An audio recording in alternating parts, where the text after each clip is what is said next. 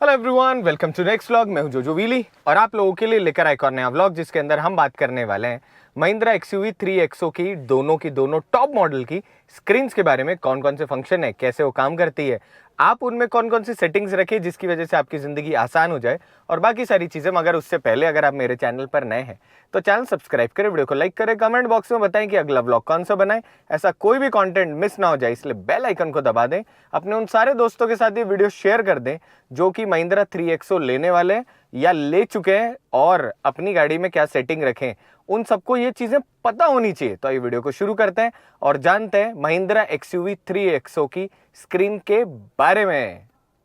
दोस्तों शुरू करते हैं। हमारे सामने की तरफ है 10.25 की स्क्रीन और कुल मिला के 2 स्क्रीन आपको मिल रही होती है गाड़ी के अंदर। आपको ये जो हमारे पास में वेरिएंट है ये AX7 लग्जरी है, जो टॉप वेरिएंट आ रहा है वो वाला। और अब शुरू करते हैं सबसे पहले अंदर की तरफ। तो जब आप यहाँ पर देखते हैं तो हम बेसिक इन्फॉर्मेशन से शुरू कर लेते हैं। आई गेस अच्छी तरीके से आप देख पा रहे हो। तो यहाँ पर जो आपके पास में सबसे पहले मीटर आ गया, मीटर के इस तरफ हमारे पास में फ्यूल गेज आ गया। यहाँ पर जब आप देखेंगे तो आपके पास में ये ब्लिंक हो रही है, इट मीन्स फ्यूल कम है। और इस पे भी एरो बना हुआ है, तो जिधर की तरफ एरो बना हुआ है इट मीन्स फ्यूल टैंक की जो डायरेक्शन है फ्यूल कैप की वो उस तरफ है। नीचे की तरफ ऑटो होल्ड का दिख रहा है, अभी हम जब चलाएंगे तब बताएंगे इसके बारे में। थोड़ा बहुत आपको एक एक करके जो चीज़ें यहाँ पर भी समझा देते हैं। सो बेसिकली यहाँ पर हमारे पास एक बटन है ऑटो होल्ड करके। ऑटो होल्ड काम कैसे करता है कि जब भी आपके पास में ऑटोमेटिक कार है और आप रेड लाइट पे रुकते हैं तो आप ड्राइव में हैं, तो आपने ब्रेक मारा, अगर आपकी गाड़ी ऑटो होल्ड टैप हो रखा है तो उसके केस में देखो अब यहाँ पे ऑटो होल्ड है, आप चाहें तो इसको बंद भी कर सकते हैं। ऑटो होल्ड अगर ऑन है तो उस केस में होगा क्या, जैसे आप रेड लाइट पे रोकेंगे, अगर आपकी गाड़ी डी में है तो भी वो मूव नहीं करेगी जब तक कि आप एक्सेलरेट ना करें। सेम टाइम 0 से लेकर यहाँ तक एक आपके पास में किलोमीटर आर के अंदर स्पीडोमीटर आ रहा है। 40 की स्पीड आपको अभी दिख रही है, जब चलेगी तो अपने आप ये सारा का सारा ग्लो करने लग जाएगा। ऊपर की तरफ यहाँ पर टाइम है, टाइम के साथ में इधर की तरफ आउटसाइड टेम्परेचर है, बहुत ज़्यादा बुरी हालत है, 42 degree Celsius all over temperature है। सेम टाइम इस तरफ हमारे पास RPM मीटर है जिसके अंदर 1000 RPM तक इस तरफ है। इस तरफ जब आप यहाँ पर देखेंगे तो यहाँ पर पार्किंग ब्रेक लगा हुआ है और इलेक्ट्रिकल पार्किंग ब्रेक मिलता है आपको टॉप मॉडल में। और उसी के साथ में जो इंजन टेम्परेचर है वो आपको यहाँ पर दिख रहा होगा। बीचों बीच यहाँ पर बहुत सारी इन्फॉर्मेशन चेंज होगी और उसके साथ में ऊपर की तरफ बेसिक आपका टाइम के साथ ही नीचे की तरफ जब आप देखेंगे तो यहाँ पर आपके पास बेसिक नोटिफिकेशन है, इंजन लाइट, बैटरी वगैरह। जब आप गाड़ी ऑन करते हो तो ये बंद हो जाती है क्योंकि दरवाज़ा खुला हुआ है, तो दरवाजे वाला साइन भी आ रहा है। अभी ये देखो वापस चला गया। इस तरफ आपके पास में बेसिक हैंड ब्रेक की नोटिफिकेशन आ रही है। उसी के साथ में यहाँ पर जैप मोड, जब भी आप गाड़ी ऑन करते हैं तो जिप, जैप, जूम जो 3 मोड आते हैं उसके अंदर जैप के अंदर ही आपकी गाड़ी रह रही है। नॉर्मली आप जिप या जूम कर सकते हो और उसके साथ में यहाँ पर कुछ बेसिक नोटिफिकेशंस। अब ये तो रही सारी बातें। अब शुरू करते हैं सबसे पहले ड्राइव मोड से। सो कुल मिला के आपके पास 3 ड्राइव मोड है, जिप, जैप, जूम। जिप जो है ये शहर के लिए बना हुआ है। जिप में होगा क्या, आपका जो माइलेज है वो थोड़ा सा अच्छा हो जाएगा। किसी खिड़की खोल लेते हैं। जिप के अंदर आपकी गाड़ी की परफॉर्मेंस थोड़ी सी नीचे हो जाएगी, ओवर फास्ट एक्सेलरेशन नहीं होगा, मगर उसकी वजह से आपका जो माइलेज है वो थोड़ा सा इन्हांस हो जाएगा। स्टीयरिंग थोड़ा और सॉफ्ट हो जाएगा, इलेक्ट्रिकल स्टीयरिंग व्हील आपको मिलता है इस कार के अंदर। जैसे आप जैप में रहेंगे हर चीज़ नॉर्मल काम कर रही होगी, जैसे आप जूम कर लेंगे वैसे आपकी गाड़ी का स्टीयरिंग हल्का सा हार्ड हो जाएगा मगर परफॉर्मेंस थोड़ी सी फास्ट हो जाएगी। तो जूम जो है वो बेसिकली एक स्पोर्ट्स मोड है। ये बेसिक बातें हो गई। इस तरफ हमारे पास में ऑडियो कंट्रोल्स हैं, इस तरफ हमारे क्रूज कंट्रोल और जो फ्रंट स्क्रीन है इसके सारे कंट्रोल्स है। कोई टच स्क्रीन वगैरह नहीं आती, ये वाली टच स्क्रीन आ रही होती, मतलब यहाँ तो टच करके कोई इंसान क्या ही करेगा। अब इसमें सबसे पहले ऊपर की तरफ यहाँ पर हमारे पास में है क्रूज कंट्रोल का मोड। अब क्रूज कंट्रोल के अंदर आपके पास जैसे आप यहाँ ऑन करते हैं आपके पास 2 ऑप्शन आ रहे हैं। एक तो आ रहा है adaptive cruise control stand by, एक आ रहा है adaptive cruise control of.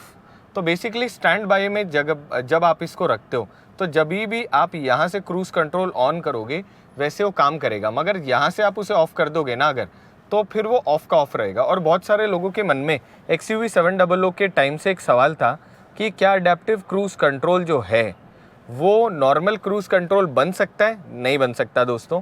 Adaptive cruise control adaptive ही रहेगा। दूसरा, बहुत सारा लोगों के मन में एक सवाल था उस टाइम कि क्या मेरे को AX7 luxury top model manual में भी अडेप्टिव क्रूज कंट्रोल मिलेगा? नहीं मिलेगा। सिर्फ ऑटोमेटिक में ही अडेप्टिव क्रूज कंट्रोल काम करता है। बेसिकली ये मानो अडेप्टिव क्रूज कंट्रोल का मतलब है जब आप कार लेकर चल रहे हो, सामने वाली कार स्लो है और आपने क्रूज कंट्रोल में डाल रखा है, तो अपने आप सामने वाले व्हीकल के रेफरेंस में आपकी स्पीड कम हो जाती है।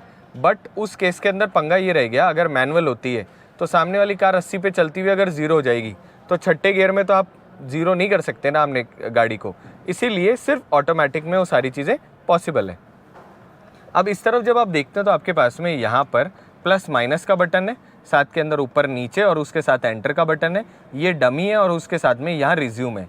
तो आप ये मानकर चलो कि ये 3 जो बटन आपको दिख रहे हैं ये इस स्क्रीन को एक्सेस करने के कोई काम के नहीं है। क्रूज कंट्रोल ऑन ऑफ करने का, स्पीड स्लो करने का या फास्ट करने का, सेम टाइम पर ये वाला बटन दिख रहा है, इससे आप अडेप्टिव क्रूज कंट्रोल का जो गैप है उसको कम या ज़्यादा कर सकते हो। जब इस चलाएंगे तब उसके ऊपर अच्छी तरीके से बात करेंगे।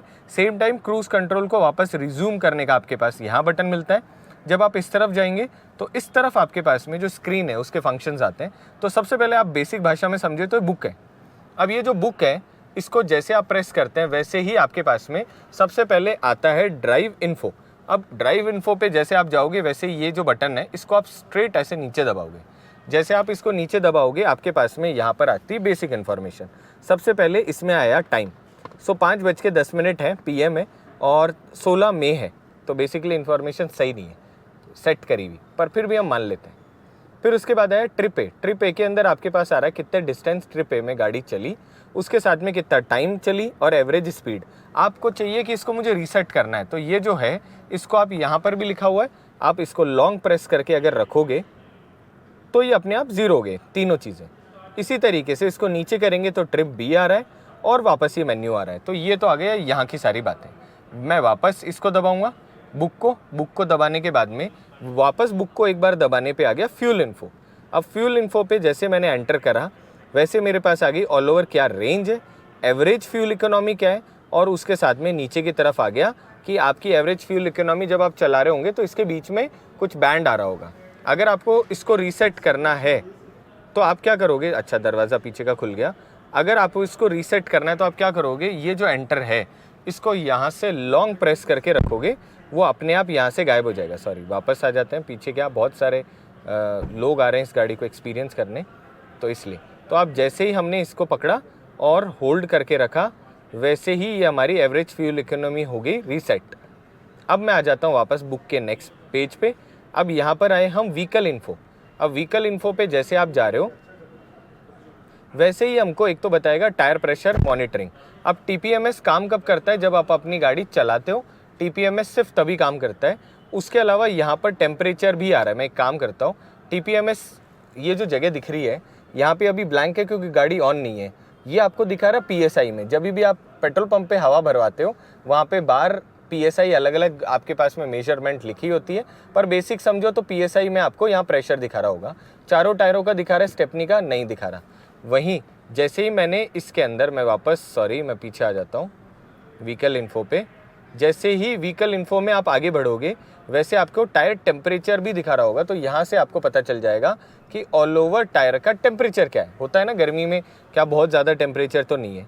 और 2 चीज़ें आपको व्हीकल इन्फो में यहाँ पे मिल रही होगी। अब क्या XUV 700 जितने फीचर नहीं मिलेंगे, मगर इन चीज़ों के बारे में अगर आपको नॉलेज होगा तो आपकी ज़िंदगी थोड़ी सी आसान हो जाएगी। फिर चलते हैं आगे की तरफ। जैसे आप आगे चले वैसे आपके पास आ गया नेविगेशन। अब नेविगेशन जैसे आप यहाँ पर गए उसके बाद में यहाँ पर आपके पास में नेविगेशन आ रहा होगा। नेविगेशन इन द सेंस जो भी आप मैप माई इंडिया के थ्रू चला रहे होंगे वो यहाँ छोटी स्क्रीन पर चल रहा होगा। और उसके साथ में यहाँ पर जब आप देख रहे होंगे, हम आ गए होम पर गए, यहाँ से गए ऊपर की तरफ। ऊपर जाने के बाद में यहाँ पर हमारे पास में क्या नेविगेशन है मेरे दोस्तों, यहाँ नेविगेशन मैं चेक कर लेता हूँ अभी। यहाँ पर आपके पास में नेविगेशन जो होगा, 1 मिनट, ये रहा नेविगेशन। हम सोच रहे थे मैप माई इंडिया जो है उसका नेविगेशन आपको यहाँ पर दिखा रहा होता है। और सपोज़ करो इसके अंदर हम किसी भी लोकेशन पर गए, यहाँ पर डाला मैंने होम, सॉरी अभी तो ये गाड़ी चली नहीं है, महिंद्रा सर्विस पे कहीं पर भी मैंने टैप कर दिया उत्कल या राउरकेला। तो राउरकेला जैसे ही मैंने डाला, 1 मिनट, यहाँ ये थोड़ा सा काम करने में थोड़ा सा समय ले रहा होता है, पर एनीवेज अलग से भी हम इसके ऊपर बात कर लेंगे। तो ये जो नेविगेशन आपको यहाँ पर दिख रहा है ऐसा नेविगेशन आपको यहाँ पर दिख रहा होगा। अब ये तो रही नॉर्मल बातें। आप कहोगे इसमें एडवांसमेंट क्या कर सकते हैं? तो जैसे ही आप इस एंटर वाले बटन को लॉन्ग प्रेस करके रखते हो, वैसे ही ये जो नेविगेशन होगा ये आपका पूरी की पूरी स्क्रीन पे यहाँ पे आ रहा होगा, और इसी के साथ में किलोमीटर वगैरह जो बेसिक इन्फॉर्मेशन है वो नीचे की तरफ यहाँ पर आ जाएगी। तो इस तरीके से आप मैप माई इंडिया चलाकर जब चला रहे होंगे गाड़ी को, तो आपको सिर्फ यहाँ देखना पड़ेगा, ये ऊपर देखना पड़ेगा, इस तरफ भी आपका ध्यान नहीं जाएगा। अब इसके साथ एक और नया सवाल उत्पन्न होगा आप लोगों का कि ये जो नेविगेशन है इसमें जब आप अपनी कार से कनेक्ट कर लोगे एंड्रॉयड ऑटो, उसके साथ चला रहे होंगे, तो इतना बड़ा नेविगेशन आपके पास नहीं आएगा। वो इसलिए दोस्तों क्योंकि ये गूगल मैप का नेविगेशन नहीं है।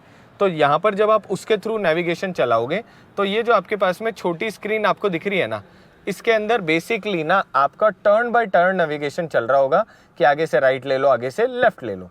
इससे ऊपर इसके अंदर नहीं दिख रहा होगा। तो दोनों बातें आई होप क्लियर कर दी हमने कि टर्न बाय टर्न नेविगेशन अगर आप एंड्रॉयड ऑटो के थ्रू चला रहे होंगे, मैप माई इंडिया के थ्रू चला रहे होंगे, तो यहाँ प्रॉपर मैप दिख रहा होगा और पूरी स्क्रीन पे दिख रहा होगा। अब देखो ये फाइट हमारी ऐसी क्यों चल रही है कि ये भी वाइट है, यहाँ पर भी नहीं दिख रहा है, क्योंकि भाई लोगों हमारे इतने सब्सक्राइबर नहीं है